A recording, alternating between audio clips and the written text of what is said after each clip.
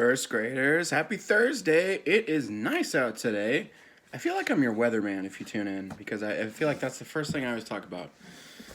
Yeah, so here we are. I did not finish chapter, I think it was 4? Yeah, chapter 4 was long. So we're taking off right from when our author was telling us about the last time they had enough. The last time they had enough, he tied up the garbage can. No, he tied up the garbage in a new bag, and then it went poof. All of the vacuum dust basically gave him a beard.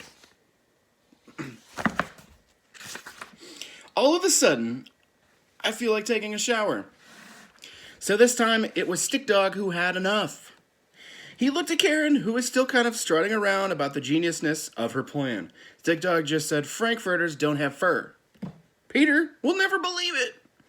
All 4 of the other dogs looked at Stick Dog with their heads sort of turned sideways, like he was speaking a foreign language. Like cat language, or turtle language, or pumpkin language. "What is it?" Stick Dog asked. They all asked at the same time. "Who is Peter?"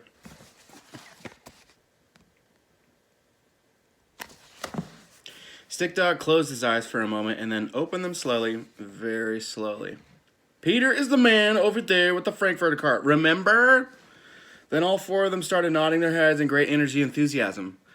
"Okay, those were 4 great plans. Really, they were," Stick Dog said with as much sincerity as he could muster. "But I think I have a plan that might just work, if you all agree." "What is your plan?" asked Poo Poo. Stripes, Mutt, and Karen had gathered around Stick Dog to listen. "Well, look over there. See where Peter has his Frankfurter cart parked?" Stick Dog said. And before he could be interrupted, he added, "Peter is the one working at the cart." The 4 other dogs looked over at the cart and then back at Stick Dog. "Well, somebody is drying their clothes in the yard right next to where he's parked. See the clothes and sheets and stuff flapping in the wind? And there's a basket of folded laundry, too. I think we can sneak around the back of that blue house to right where all of those clothes are hanging. We'll get behind one of those 2 sheets hanging there. As soon as he turns his head to look in the other direction, we'll pounce out from behind the laundry, grab some Frankfurters, and run like crazy." Stick Dog looked to see the reactions of his 4 friends. "What a lousy plan," said Karen. "All of our plans were much more sophisticated and brilliant," said Mutt. "What a bogus plan," said Poo Poo. "Pretty simple, isn't it?" sighed Stripes.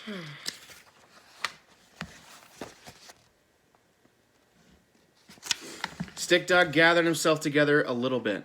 He wanted those Frankfurters really badly. And he wanted to end this conversation almost as much. So all he said was, "You're right, you're right, you're right, you're all correct. It's not a very good plan at all. It's rather simple and boring. And your plans were all so much better in so many ways, but I wonder if we could just try mine out? Could we? Are you with me?" It was just the kind of encouragement they needed. "Yes!" they all shouted together. That didn't take much, did it? After they calmed down a little, Mutt asked, "Stick Dog?" "Yes." Mutt glanced down at the street, then quickly back at Stick Dog. "I think we better hurry." "Why?" "That raccoon is getting closer to the Frankfurter cart." Stick Dog could instantly see that Mutt was correct. He had been so busy listening to his friends' plans that Stick Dog had neglected to keep a watchful eye on that raccoon. It was no longer in the maple tree 4 houses away from the cart. It was now on the pine tree 3 houses away. Dun, dun, dun. The others saw it as well. Poo Poo couldn't stand it. "Urgh!" He snarled and began pacing. "It's getting closer. It's going to get there first." "What are we going to do, Stick Dog?" "It's okay," Stick Dog said, "but we do need to hurry." "We need to do something else too," added Karen. "What's that?" Stripe asked and tilted her head. "We need to give the raccoon a name," she said simply. "A name?" "Oh, yeah," said Karen as if this was a perfectly logical thing to do. "If we're going to have a nemesis who is trying to snatch what is rightfully ours, it needs to have a name, an evil name." Stick Dog could hardly believe what he was hearing. They had to hurry. He knew that raccoons were quite capable of finding and retrieving food. He'd seen enough toppled trash cans and ripped open garbage bags to know that. He also knew that raccoons had powerful, sharp claws. He'd seen plenty of tracks in the woods and outside his pipe below Highway 16.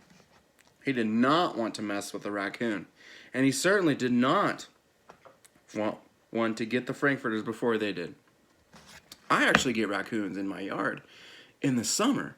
So when my fruit trees bear fruit, like peaches, I get grapes, raspberries, plums, all that good stuff, anything that falls to the ground that I don't pick up, that attracts raccoons, and it attracts skunks. Raccoons will actually climb things. Skunks, they kind of more just go on the ground for stuff. So we have to pick up our fruit on a regular basis. But anyways, sharp claws and stuff with the raccoons, I always make sure I make a lot of noise before my dogs go outside. Even though Darby is a 100-pound beef tank, I still don't want her getting like scratched in the eye from a raccoon. She could probably take on a raccoon, but I don't want the vet bills or, her eye to get scratched, get infected. It'd be terrible. Same with my other dog, Arrow. He's a little lighter. He's faster, but just because they're big and strong dogs doesn't mean a raccoon won't put up a fight. So what they're saying is totally true. Here's a picture of this guy. It says, "Hi, my name is question mark." Did I already show that to you? I don't know if I did. I can't remember now. But instead of hustling along with their plan, they were going to waste precious time naming the raccoon. He was just about to put a stop to this nonsense when Mutt spoke up. "I have a problem with this whole naming business," said Mutt. Okay, that's my second big mess up in a row. I'm hoping this coffee is going to kick in and help me out here because I'm messing up the words. Okay, Spider-Man mug, do not fail me. Stick Dog exhaled a little to himself. Finally, someone else saw how silly this was. "What is it, Mutt?" "Well, we don't even know if our new raccoon enemy is a boy or girl," he explained. "That's going to make it difficult to come up with a name." Karen, Poo Poo, and Stripes nodded in complete understanding. Stick Dog just stood there getting hungrier. He was trying not to let his frustration show. Karen, who had come up with the whole naming idea, took charge of the conversation. "Look, let's just throw out some name suggestions for the evil raccoon and see what works best," she said. "Remember, the whole boy-girl problem as you make your suggestions. Try to stay away from names that are too girl or too boy specific." This seemed to make good sense to the others. Even Stick Dog agreed, but solely because he wanted to move the Give the Raccoon Food Snatcher a Name process along as fast as possible. The suggestions came at a furious pace from all of them except Stick Dog. Despicabeast, Masked Mobster, Rackadoom, Devilmeister, the Raccoon Typhoon. While Stick Dog listened to those and other suggestions, his stomach became impatient. It grumbled loudly. It was as if his body was telling him to put an end to all this naming business. "Okay, guys," he interjected in a firm but friendly voice. "Those are all great suggestions, but we better get moving here. The next name is the winner." You would think that you would make them all blurt out a choice quickly, but the opposite was actually true. There was a slight hesitation as they each considered and tried to come up with something really good. But it was Mutt who spoke up first, and it was Mutt who chose the name of their new raccoon nemesis. It was Mutt who said, "Phyllis!"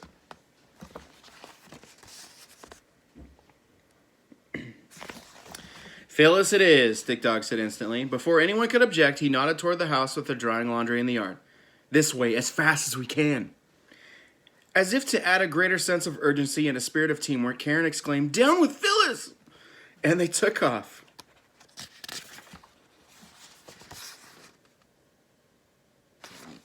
"Hi, my name is Phyllis." Chapter 5, Karen is gone. They tore as fast as they could around the back of the blue house.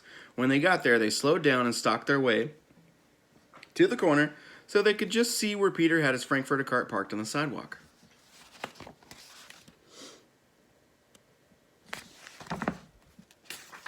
"Okay," Stick Dog said.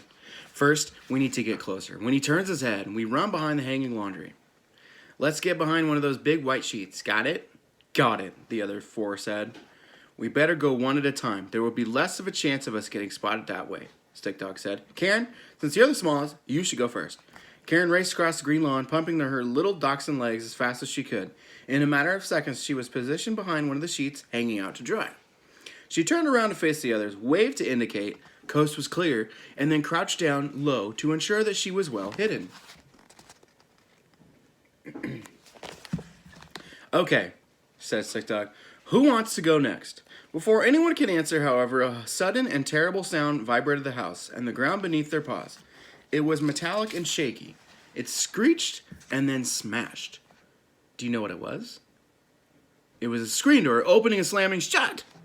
A large man with a dark black beard came out of the house, stomping toward where Karen was hiding behind the hanging sheet.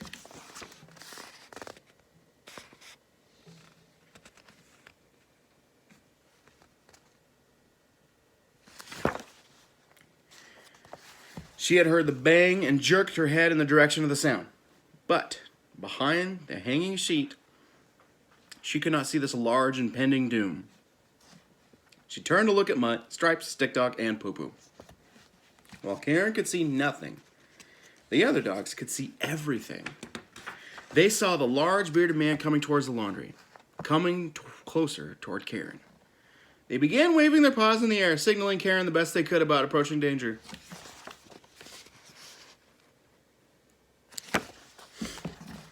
She knew she had to run or hide. Her legs were already tired, but they felt heavy and frozen from fright. Karen could feel the giant human creature coming closer even though she couldn't see him. The rumbles and vibrations on the ground grew more severe with each additional footfall.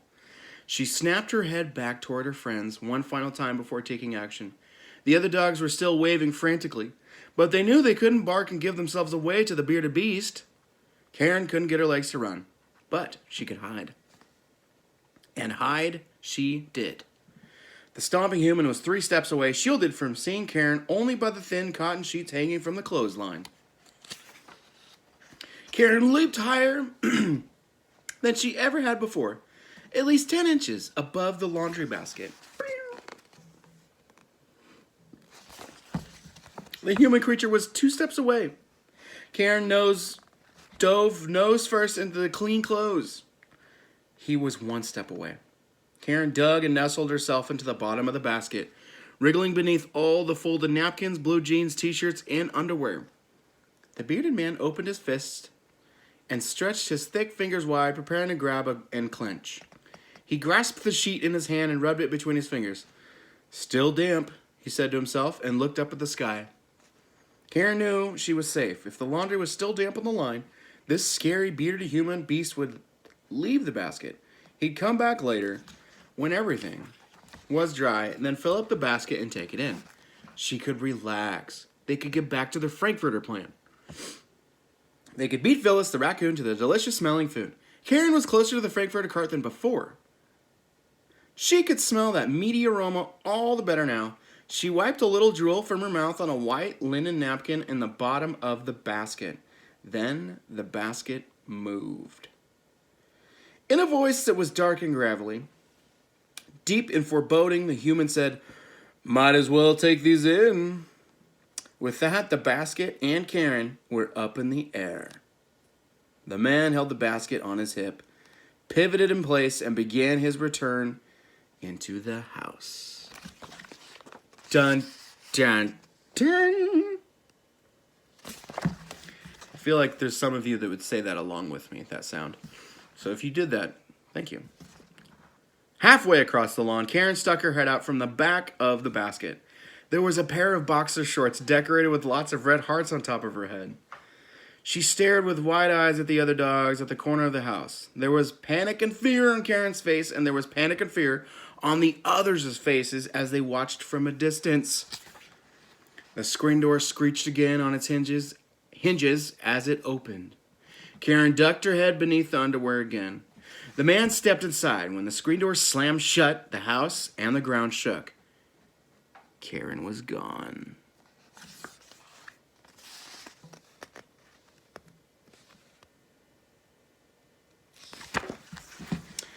Chapter 6. Let me see how long it is, because I'm already at almost 15 minutes. Let me see. Making sounds, making a soundtrack while I turn pages. Ooh.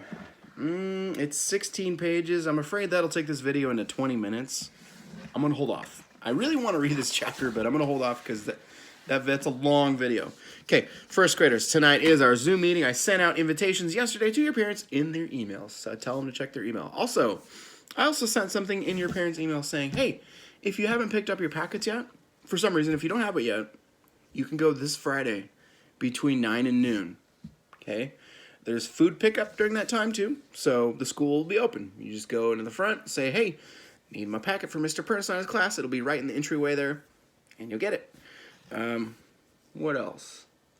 Oh, yeah, if you haven't picked up your packet and Friday doesn't work, like I've said 4 or 5 times, just let me know, and we'll schedule our own time. It doesn't have to be Friday. It could be a different time. Yeah, I hope you are having a great morning so far. I hope I see you tonight at our Zoom meeting. You need a piece of paper and a pencil. We're going to do something for Mother's Day. If your mother's in the room, see if she can leave. But if she can't, if she needs to help you out with Zoom and stuff, if she needs to be there, that's fine. You can give Mother's Day gift to her early. But if your mom is able to leave the room, or maybe your mom's not even there, perfect. Yeah, so I will see you tonight at 7 o'clock as usual. Thursday. Have a good Thursday.